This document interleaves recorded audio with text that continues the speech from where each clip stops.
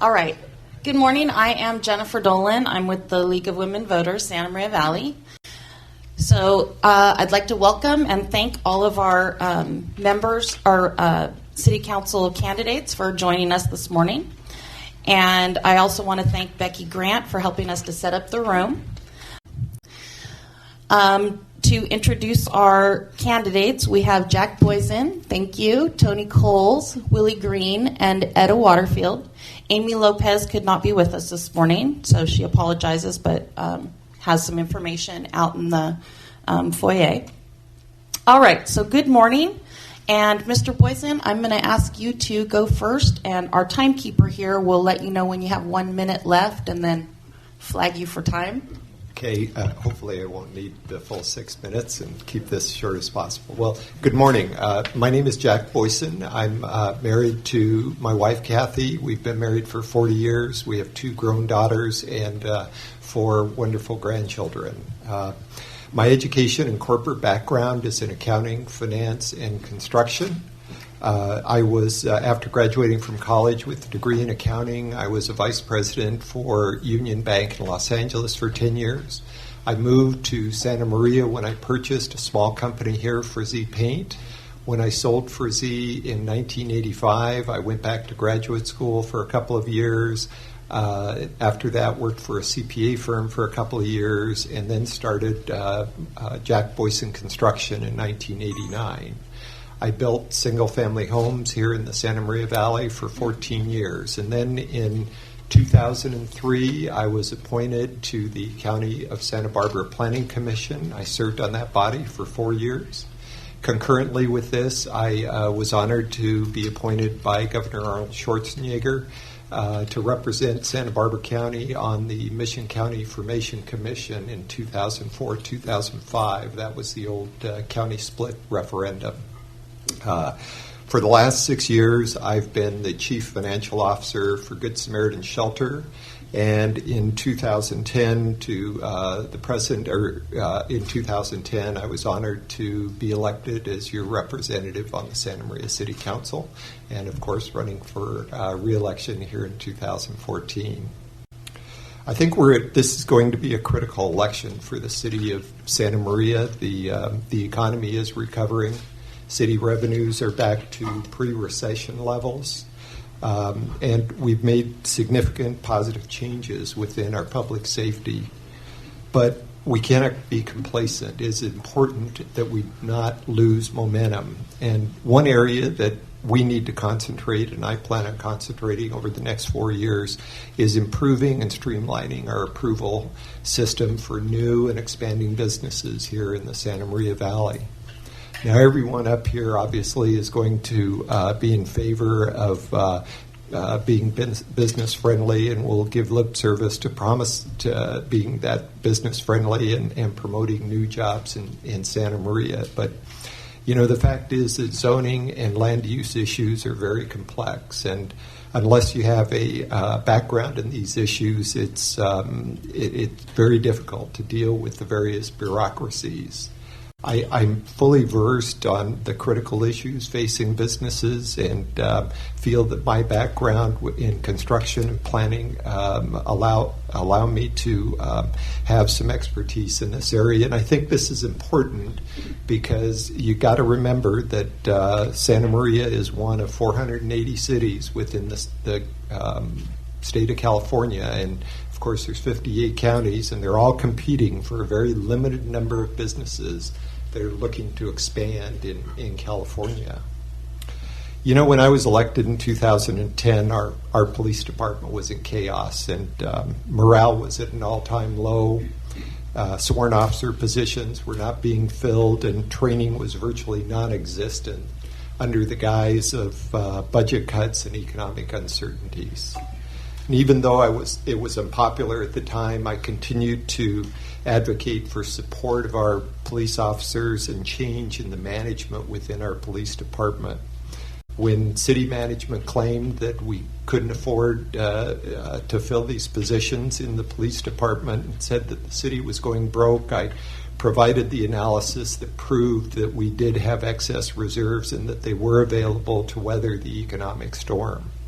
I am committed to maintaining and increasing current levels of public safety personnel. If we have to dip into reserves during economic downturns, we must do it when it comes to public safety. As a side note, I just received word this week that the Santa Maria Police Officers Association membership has decided to honor me as the only city council candidate that will be endorsed this year for 2014. I've also been honored to receive the endorsements from our firefighters and the non-safety employees of the city of Santa Maria. But you know, I think what truly sets me apart from my fellow candidates is my understanding of the true budgetary impacts of the decisions that we make. I've always felt that my one great advantage, both in business and in government, has been to maximize results for minimal expenditures. I did it at the paint store. I did it in my construction business. We do it at Good Sam every day, Good Samaritan Shelter every day, and I promise to keep doing this at the City of Santa Maria. Thank you very much.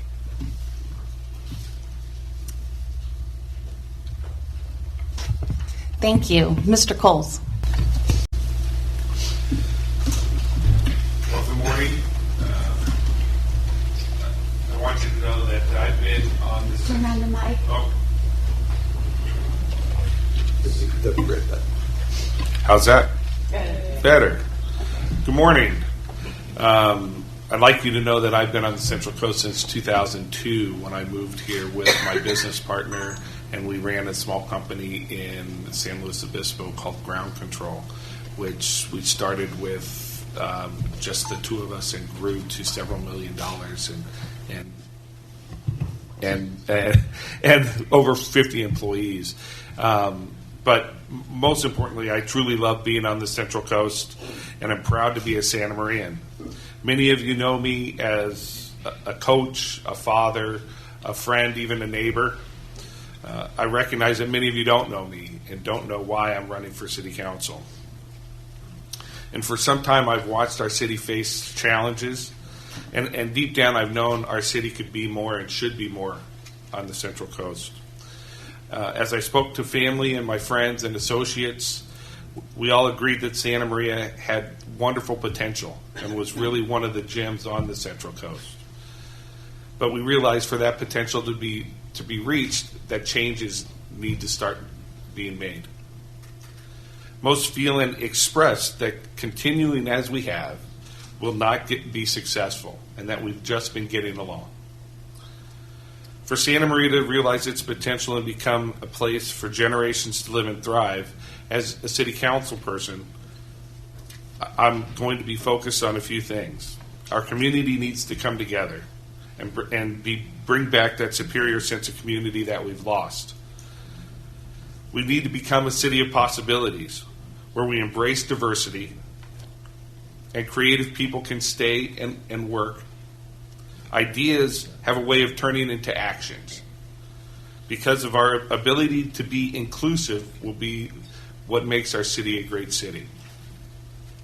We need to continue to increase our public safety. And that doesn't just mean increase the numbers in the ranks of police and fire, but put programs in place to let them be effective in raising our safety statistics. And we need to change the perception of our city. We have our challenges, but I believe we've gotten a bad rap. We need to work to change that and let the rest of California know that what we know, and that is Santa Maria is a pretty nice place to be. So then why me? Why Coles for City Council?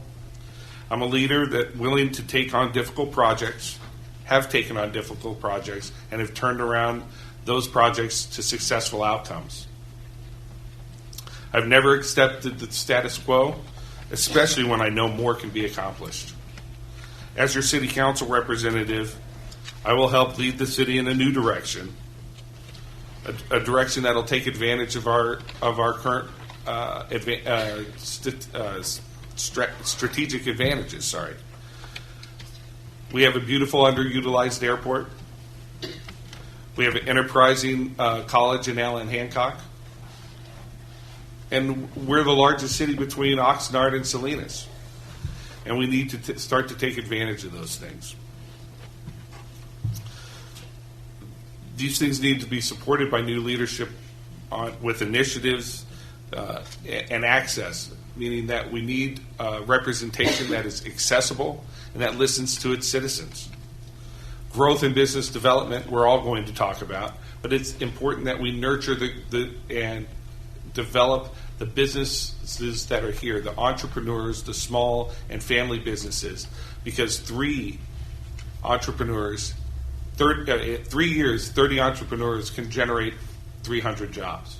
And if we do that year after year after year, we're going to have tremendous success in growing our economy. We need to work on workforce development.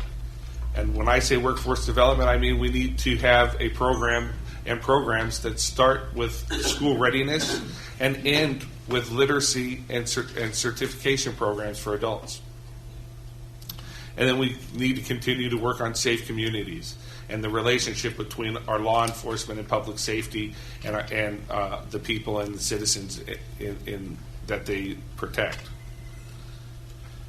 Additionally, I think we need to work on a healthy Santa Maria, and that is make our Parks and Rec department continue to be, they're doing a great job, and they have lots of programs that are underutilized. So it really comes down to a simple question, and that is, do we look to the same people and the usual suspects for something different, or do we join in looking for a new direction? Lincoln said about change that the dogmas of the quiet past are inadequate for the stormy present. Our circumstances are new. We must think anew. We must act anew. Join me in no longer sitting on the sidelines. Join me in looking for a new direction and new results. Thank you. Thank you. Mr. Green. Good morning. Can you hear me? You can? Not yet. How's everyone? Microphone. I can tell at the audience and I see doom. I'm here to tell you that that's not necessary. Because when I'm reelected, I'm going to be a mutual enjoy with the rest of the group. To see that Santa Maria continue to grow and grow and grow and be thought of as a place to be. I have a lot of relatives that come from the Bay Area, and when they leave here, they go back and say, "You'll be back to Streeterville soon." We live in a great community. Just a little bit about myself. I'm retired Air Force, 1951 to 1971, during the Korea and Vietnam conflict. I got out of law school after 20 years and lived in the Bay Area, and went to law school at Hastings College of the Law in San Francisco. I left there and went with the district. When I got out of there, I went with the district attorney in Alameda County. Stayed there for about a year. And Safeway Stores was one of the companies that I worked for when I was in school. And one of the executive officers, he kind of befriended me. So that was okay, because when I got out of school, I'd be looking for a job, right? And Safeway Stores had one mega legal department. So I figured, why not try that? So he sent one of his henchmen over one day when I was in the DA's office on a team. We had teams in the DA's office. And the leader, then the people that do the research, and I was one of the grunts, you know. In the military, we go, you do the work, all right? But anyway, I went with Safeway Stores for 20 years, left them, and came down here. And was an arbitrator for the California Costco Teamsters, the whole state. And if they had a case that they couldn't solve, then bring it to arbitration, and I was the arbitrator. I heard those cases. And let's see what else. Then early in my stay here, I got selected to Hancock. I teach at Hancock College. Now I've been teaching with them for about now 12, 13 years. I like it, and I think it's a great job to have. But anyway, I've been busy since I've been here, and I've always wanted to be busy, kept busy, and I like being busy, because I think I don't mind what happens happens when our minds are in the play? We come away doing all kinds of strange things that we really don't want to do because we don't have anything planned. So keep busy. What I'd like to see happen to Santa Maria is that here are some of the things that I'm concerned with, and I'm taking action to engage in some of this. I think we need to modify sections of the parks, and so in a way that we can accommodate seniors. I spent 4 hours at the seniors' place here in Santa Maria, explaining to them the function of each military outfit. They wanted that information, and while I was there, we got into what they would like to see happen in Santa Maria. You know, I hear a lot of talk, and a lot of people are energetic, but I never hear them talk about what the seniors want. We have a lot of seniors in Santa Maria, and by the way, I'm one of those folks too. So I'm very, very kind to them, and kind to our selection, our group, and I encourage you to be the same thing. You hear a lot of talk about, well, here's what we're going to do. We need to see action in Santa Maria. It's easy for me to say, you know what I'm going to do? I'm going to do this, I'm going to do that, I'm going to do the other. No. Let's go out, meet our seniors, let's deal with our youth, and let's make this a better place if it can be that for our visitors and for those of us who live here now. So those are some of the things I'd like to see happen, and I'm going to work very hard to see if we can accomplish those things. Now, I don't see any reason why we can't, because everybody that I've talked to are amenable to these particular modifications of what we're doing now. One of the things that we have that I'm not sure we're addressing in the proper way is paying attention to our youth, 15, 16, 17, and stuff like that. They're getting in a lot of trouble. They got too much leisure time. Well, that was quick. We need to come up with something. Working together, folks. We need to quit working individually. Everybody's sitting around and going, I'm this, I'm that. No, it's not I am, it's we are. Thank you so much. All right, thank you. Ms. Waterfield. Thank you.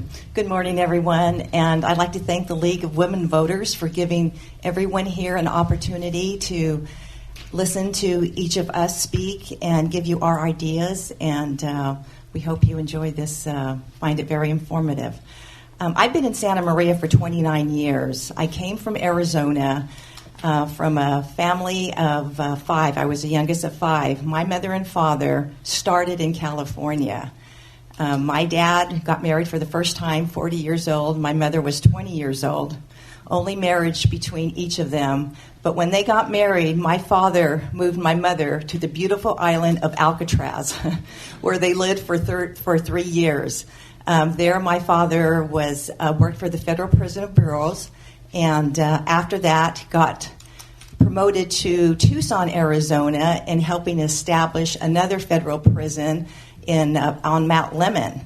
From there, went to Florence, Arizona, where he helped establish another federal prison, and that's where I was born, the youngest of 5. I lived on prison camps until the day I was born, to 7th grade, and I've got to tell you, in my opinion, that was probably one of the safest places to be. If we were poor, I did not know it, because we had a great, great life there, and Mom and Dad made a wonderful home. After my dad had retired, my mother, who only had a 6th grade education, grew up a poor young girl, and decided that she always wanted to be able to feed people. So her and my father opened up a business, which was a restaurant. It was a Mexican food restaurant. My mother and father, Robert and Mercy Ramirez, were my parents. And that's where I learned the importance of business. I started from the ground floor cleaning black bathrooms and worked to sous chef when I finally felt that I really made it in life there. After that, I went on and got my schooling, and I did have the opportunity to own my own restaurant in Arizona. Shortly after that, I met my husband, and we moved to California. So I was in California for 29 years. I've got to tell you that Santa Maria was the largest city I have ever lived in my entire life.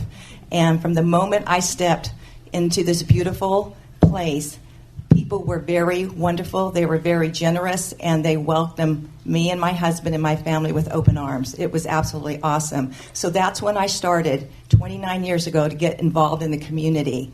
My involvement with the community has been nonprofits. Started with the Economic Development Association, where I learned a vast variety of issues when it comes to economic development, into retention of business or attracting businesses. And we were able to do a fabulous job for the city of Santa Maria. I'm sure all of you remember the days where we had the manufacturing, the industrial, and we were a booming, booming economy. Even our mall was booming with shops, both full, upstairs and downstairs. So went on to that and ended up doing some short time over at Cal Poly University, fundraising for their arena over there, and stayed pretty much with the nonprofits.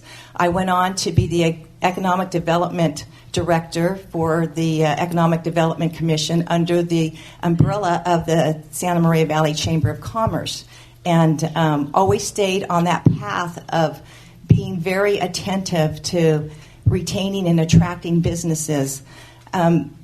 With that knowledge, I was asked to become a planning commissioner for the city of Santa Maria. And I am in my 11th year as a planning commissioner for the city of Santa Maria. And even in that capacity, understanding the permitting issues, the zoning issues, and making recommendations, which is our duty to city council, is one of the most important things we do as a planning commissioner. So we have to understand what the zoning issues are, what the permitting issues are, but more importantly, it gives us an opportunity to be able to streamline. And even today, when businesses are either starting up from very small and pop businesses or to large businesses, a lot of those people come to me and ask me for help in regards to getting the permitting process available. Because right now, although it may look like our economy is doing better, we still haven't come out of the slump that we were in. Santa Maria used to be that hub on the Central Coast for creating jobs, creating opportunities, and being able to have that sense of security. I would like to bring that back, incorporating with what we have in our community, looking at the medical community we have with the Hope Cancer Center, working in partnerships with UCLA and Stanford, bringing some of those satellite campuses to Santa Maria, working with the airport.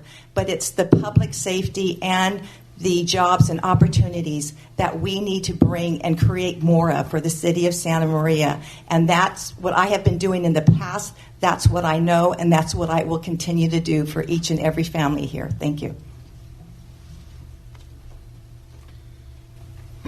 All right, thank you. I think we all have some ideas and questions for the candidates. So at this time, we're going to take about a 10-minute break. You can go ahead and write down any of your questions. You can either address the question to a specific candidate or to all of the candidates. And we'll give you about a 2-minute warning before we start back up. Thank you.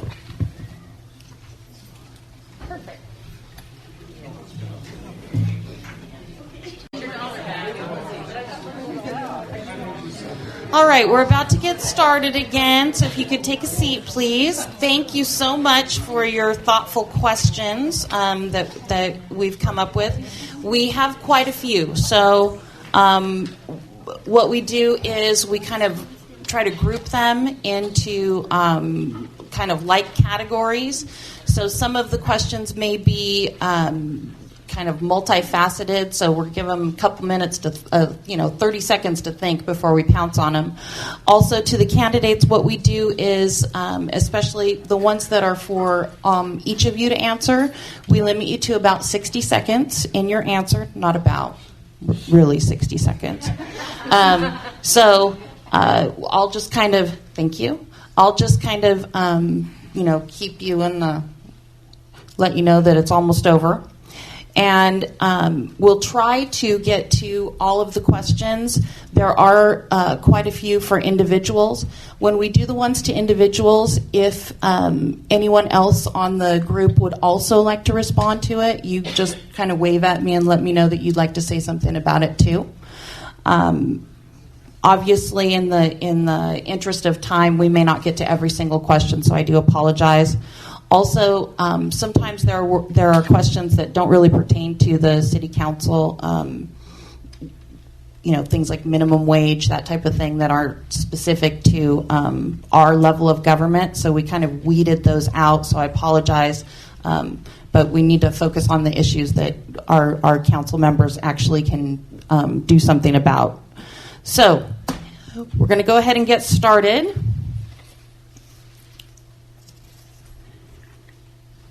Okay, so I'll start with a softball here. Maybe not. Okay, there's a question about, actually there were several questions regarding this. The library has changed some of its policies. One is about the public carrying in large items, backpacks, etc. And also it was another question about the personnel at the library having the authority to remove people who are exhibiting bad behavior. So the questions for the library were, A, how do you feel about the proposal to limit the size of bags or the types of things that people can bring into the library?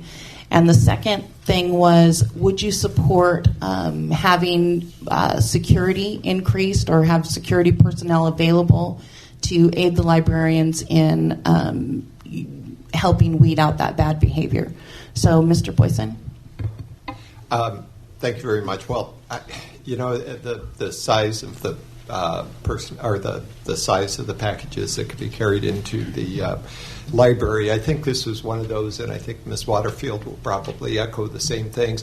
I think this was one of those where it was with every good intention that we had this idea. We had people bringing in bicycles and shopping carts and very large bags and this sort of thing, but after we had a hearing on it, we heard the public came back to us and, hey, there are some certain circumstances. And so I think it was one of those things that was very educational, I know, for the city council. And I'm not sure if this was heard by the planning commission. It was not heard. It was not. No. So I know that it was educational for the city council. It has been sent back to staff for rethinking and to come back to us with something that maybe is more workable than just bringing a bag that's underneath a chair. Certainly if kids are coming in and, with their musical instruments after school, or they've got, lawyers coming in with several different briefcases because he's doing research, we don't want to discourage that.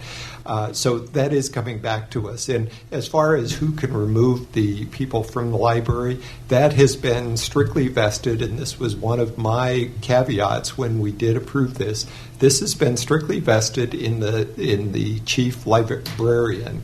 Now, she can delegate that responsibility to someone else, but the buck stops with her. If someone is removed from the library because of their behavior, it has to be with her full knowledge and consent. Security personnel, I haven't seen the need for it there. Of course, we have a police department. We have 911. If it gets to that level, I certainly think that may be something that we need to think about, but I'm just not sure that it's necessary right now. Is that less than? Yep, that's it.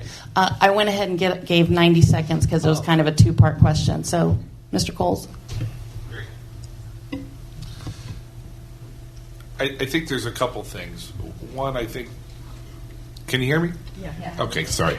I think there's a couple things. I think the first thing is we have a great library. It's new, and people are starting to use it, and we need to encourage that. But we also need to be sensitive to the safety issues. And when we have more people coming to the library, we need to be sensitive to what they're bringing in. And we can't have large duffel bags. My understanding was that there were large duffel bags that were, like camping trip duffel bags being brought in. But legitimate backpacks and musical instruments and briefcases really shouldn't pose much of a problem. When we talk about removing people from the library, it really shouldn't have to be a big administrative to do. If you're misbehaving in the library and people have asked you to stop, change your behavior, and you can't get along with those rules, I think it should be very easy to ask them to leave for the day and come back when they can abide by the rules. It really shouldn't be a big administrative to do where the head librarian has to come down and escort them out. As far as allocating security, whenever you have large groups of people in one area for long periods of time, it's probably smart to have security. So I would, when we get to that point, I'd support it. All right. Thank you. Mr. Green. Yes. Is my mic on this time? Yes. Good. We have talked about that subject and addressed, just like Mr. Boysen indicated, and we're looking into it, and I'm sure that we'll be able to work something out.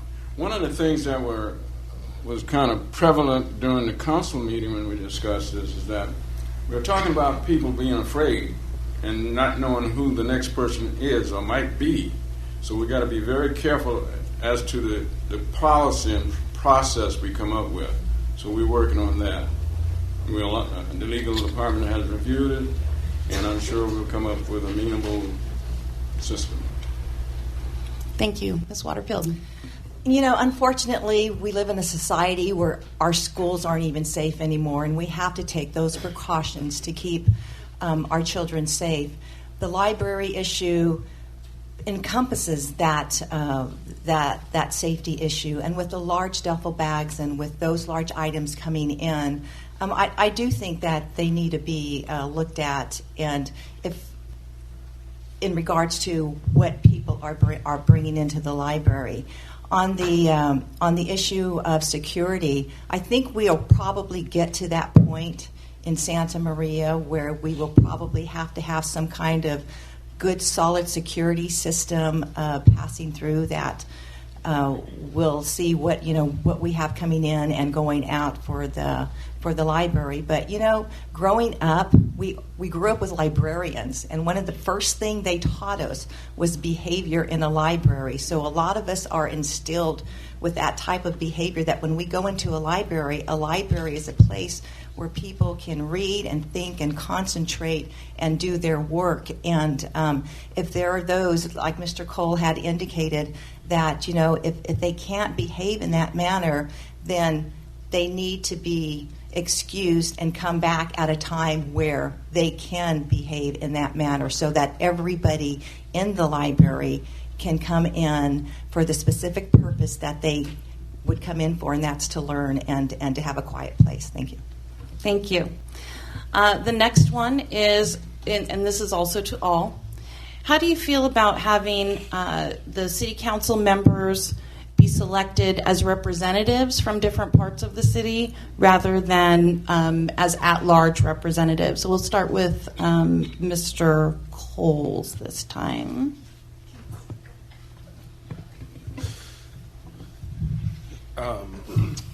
Well, what we're talking about is district representation, and I think a city has come to a point where our city size is such that district representation is probably a positive thing. When we talk about at-large representation, what we're talking about is campaigning across the whole city. And what we've done is we've elevated the cost of that campaign to ridiculous amounts of money. $50,000, $60,000 are being raised for a city council seat. And what that does is it takes the common voice out of representation.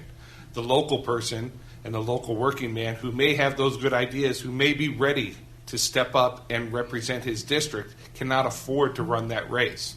And so what we need to do is look for those voices, shrink those districts, look for good people and allow them to compete and allow them to step up. They don't have to raise $50,000 anymore. Mr. Green. Yes. That's the kind of interesting scenario there. I think we're trying to separate ourselves again. It costs money to run for a seat, but we need to be responsible individuals. And if I can't afford it, I don't do it. But I can't see two different council sets in Santa Maria with a 125,000 population. I think we need to grow much larger than what we are now in order to consider something like that. Thank you. Thank you. I look at at this issue as almost as trying to divide and conquer. We're here to represent the city as a whole. And in my past experiences, when I've done job development and economic opportunity, it wasn't focusing on one side of Santa Maria. It was for the entire city. And so I think that as a representative, we need to represent the entire city of Santa Maria. If we are not doing our jobs, I'm looking at each and every one of you. You are our bosses. We are the employee. We are the servant of the Santa Maria. You come to us, you come and approach us either at a planning commission meeting or at a city council meeting, and you let your voice be heard. There aren't any obstacles right now that we have put to where nobody can come to the planning commission or the city of Santa Maria. We have to be that voice that speaks for the entire community and not a certain section of it. Thank you. Obviously, this is something that would have to go to a vote of the people. Being elected at large is part of our city charter, and any changes to the city charter would require a vote of the people to change. So certainly that takes it off our back at the Santa Maria City Council level. Having said that, I tend to agree with some of the things Mr. Cole says, that it would be a lot easier for me to do proper outreach to 25,000 people than it is to do outreach to 100,000 people if we went to a districting type of thing. But I also agree with Ms. Waterfield that, we're a city, and 98% of the decisions that we make as a city are made for the entire city without regard to any special district or any special neighborhood within the city. Certainly we have issues within all of our neighborhoods, and I think it behooves all of us at the city council level to be aware of those issues and as Ms. Waterfield said, to be able to represent you all in this. So as far as change, it would be up to a vote of the people. I would certainly accept whichever it went. And I've just been given the axe. Yeah, okay. You got the axe. Okay. This next one is kind of, it has several parts, so I'll expand the time to 2 minutes because I'm kind of putting several together here. There were quite a few questions regarding parks and recreation. And so one part of the Parks and Recreation was what kinds of plans do you have for, any changes to Parks and Recreation, specifically the idea of not having recycling available and not having any off-leash dog parks within the city limits came up. And also a specific one about whether you would oppose or support giving a credit or reduction to fees to developers of multifamily housing who provide recreational facilities for use by their residents. So that was kind of a related to Parks and Recreation. Would you please repeat that third one? Yeah. Would you oppose or support giving a credit or reduction in park and recreation fees to developers of multifamily housing who themselves provide recreational facilities on their premises for their own residents? Okay. Okay. Parks and Recreation, Mr. Green, we'll start with you. Oh, okay. Yes. Well, I think our Parks and Rec area of government is being reviewed just about all the time because people are coming in with different questions and they're expecting different answers. I think we have the right management people in there now, and I think everybody is concentrating on what's best for Santa Maria. And it's not an easy job. It's not an easy job to please one or two people, and imagine what it's like to please the whole city. So I don't have any problem with knowing and believing that sooner or later we'll get these parks in a condition whereby it'll be perfect, accommodating all. One of the things that I've suggested is that a certain part of the park be adjusted for the elderly, either if they can have wheelchairs and stuff like that, rather than scout around looking for a higher table. Have that park segmented off for the elders who have those kinds of means of transportation. That has not been disapproved. We're still working in the early stage of that. So I think a lot of the questions that might be raised have been asked already and being worked on. Okay, thank you. Ms. Waterfield. Thank you. For the Parks and Recreation, I believe the parks need to be accommodating to everybody, no matter what age group you are in. They need to be a safe place, and that's one of government's main responsibilities, is to make sure that we are safe not only in our homes but in our parks as well. So we want to expand on the safety with the parks. In regards to the dog parks, absolutely, we do need to look at the dog park issue and find a great place for people to be able to walk their dogs and just have a wonderful, wonderful place to go. The developer issue is, if I understand this correctly, if the developer is going to build a park within the subdivision that they are building and they are going to maintain it, and the city will not have to use any of their funding to maintain it, well then yes, let the parks fee go down a little bit for the developer, as long as in the future it never comes into the hands of the city to where the city has to pay a big expense in regards to maintaining that park.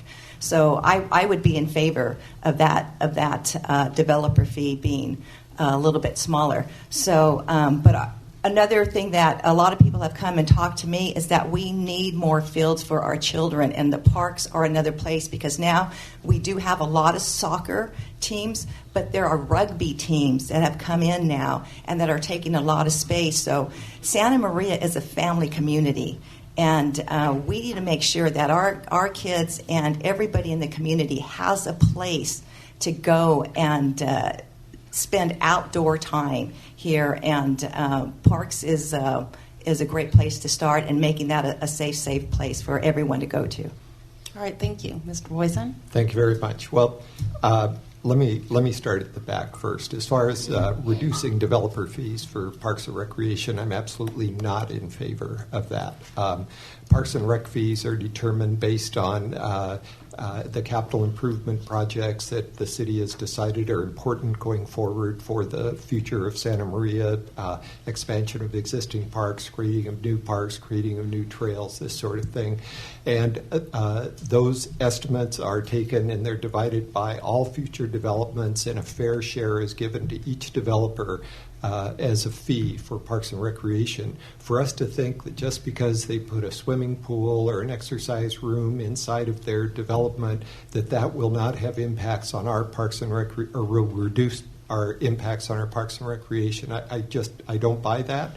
And the other part of that is that I think we need to encourage our residents, all of our residents, those behind the closed gates of private communities, and also those residents that are here already to be a community and to use our Parks and Recreation facilities. So I am not in favor of suggesting reduction of park fees. Now, certainly if a developer adds to that capital improvement list, if they put in certain facilities, if they put a pocket park in that is going to eliminate part of the Parks and Recreation dependent on us and is available to all of the community, certainly they should get a credit for those. But as far as just giving them credit for their amenities, no, I'm not in favor of that. The recycling issue, I never even really thought about that until I met with Hazel Davalos not too long ago, and it is one of the things that I have asked the city to put on the radar. Why we haven't had recycling containers in our parks, I have no idea. As far as the changes in our Parks and Recreation Department, I truly believe that the Parks and Recreation Department is one of those where we really do see the maximum for the minimum expenditures. We squeeze the dollar so hard in our Parks and Recreation Department. Okay, sorry, I keep doing this to you. Thank you, Mr. Coles. Parks and Rec, I want to go into equity in Parks and Recs because right now. How's that? Is that better? Yeah, there you go. Okay, so I'd like to say Parks and Rec, we need more parks. I am not in favor of giving a developer a break because he puts in a swimming pool or workout facility or pocket park with a barbecue. We need more sports facilities. There's not one youth football field for the kids that are playing football. My son plays soccer, baseball, and the baseball fields need work. Oakley Park has been a park on the agenda and on the budget for years and has yet to get the renovation that it deserves. We're using retention basins as soccer fields and deciding to water to try and get that grass to grow and to be able to have fields there. What we really need to do is encourage everyone to participate in the Parks and Recs programs that they have going on. I go on the Turkey Trot every year, and there's only a few people there. It's a great program, and it's a guy like me can make it all the way through. Anyone can make it through. So it's a lot of fun, but it's those programs that continue to develop the Parks and Recs. The department, the programs, and the fields all need additional help. I haven't heard anything about bike trails and walking trails. We need some additional planning around those things. And so developers, I think we need to encourage developers not just to build multifamily houses, but to participate in building those trails and facilities for all of the community to use. Am I right? Out? Perfect. Yeah. You had 8 seconds left, but good. Okay, so for the next one, since we're thinking about recreation and community, there were several questions about specifically how you as a council member would involve the youth, particularly in programs that would do things like reduce gang involvement and in the past, there had been some grant programs that created different, like Fighting Back Santa Maria, things like that. And so looking into how those worked, et cetera, how do you see empowering youth and involving them and keeping them from, joining gangs or getting out of gangs? Whose turn is it? Ms. Waterfield. That's a great question, and I'm glad to answer that because that's something I have been doing with the Santa Maria Valley or with the Santa Maria Police Council. I'm their executive director, and we just produced a video called Gang Prevention.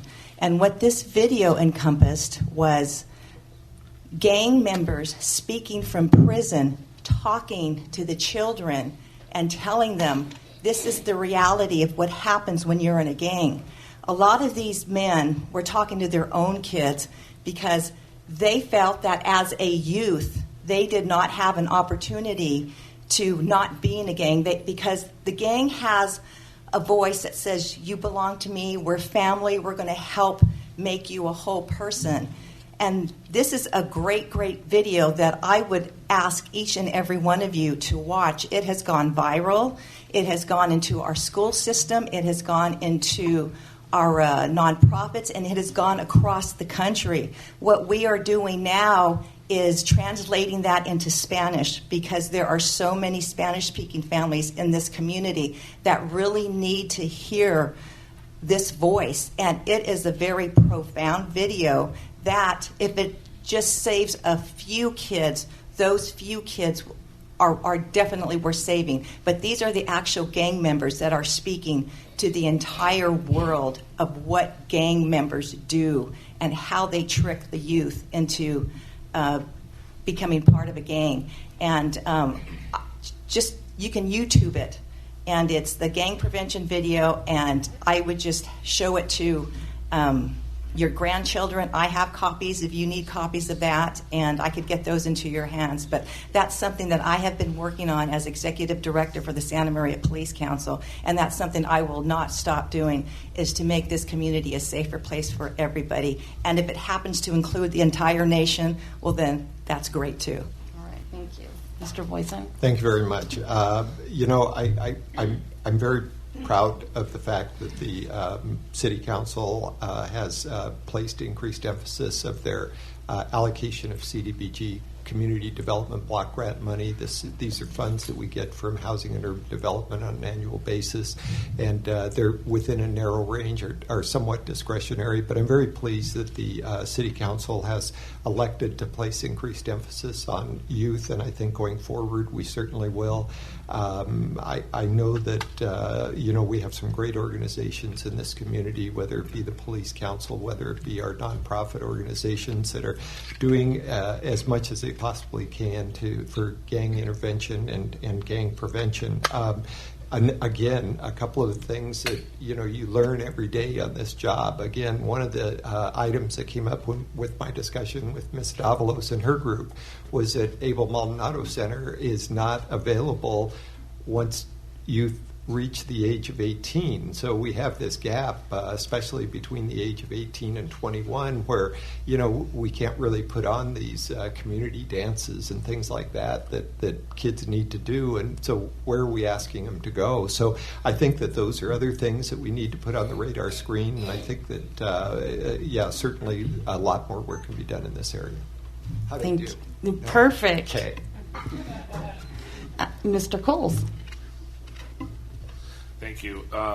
Youth involvement in the community is extremely important, and we need to look at it at a lot of different levels. When we were young, we had sock hops and roller derby night and things like that were put on by the community, whether it was the school district or the city. Those things were available, and we need to get back to bringing our fractured community together. That whole sense of community is brought together by activity, and we can use the Parks and Rec, amplify the boys and girls that are playing sports, whether it's soccer or baseball or softball. Those are things that we need to continue to push, lower the cost of entry so that everyone can participate. And we need to model other programs. There's other cities with larger populations like ours, and we need to model programs that have been successful, whether it be gang intervention programs or youth nonviolence programs, and include them in integrating those into our community. I think it also goes back to workforce preparedness and school readiness. We need to have our kids ready for school and have programs that support them as they transition from elementary school to high school, and then high school into career and preparing them for careers. Mr. Green? Yes. We've been talking about this same issue from time to time, and I do believe that sooner or later we're going to get there, because we're bringing people on board to accept the concept. And sometimes that's somewhat difficult, but we're not going to stop, because our youth is our future. And we plan to work on that. So that's a positive thing that we're going to be doing. Thank you.